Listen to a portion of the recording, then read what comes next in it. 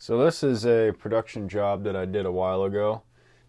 These are made out of steel flat bar, and they needed the ends machined, some counterbored holes and some tapped holes put in them.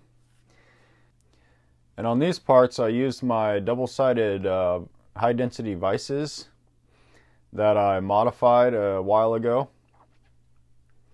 And I tell you what, this is a really good way to do production work.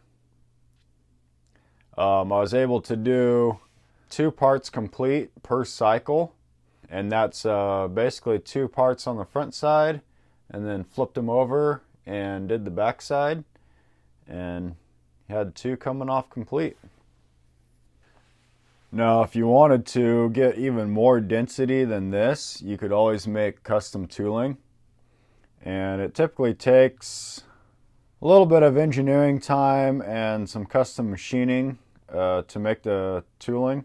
So for long production runs, that's worthwhile to design and make custom tooling to get that higher density and shorter cycle time per part.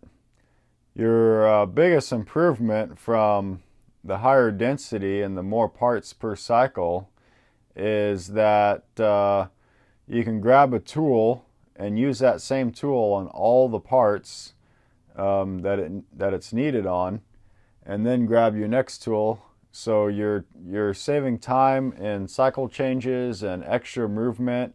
So the higher the density that you can get, the better. And these dual station vices work really well for most production runs. I would say, like the medium size runs that you'd want to do that are production. But if you start getting into higher production levels, then you will want to look into making custom tooling to increase the parts per cycle even more, and increase that density even more beyond what dual station vices can accomplish.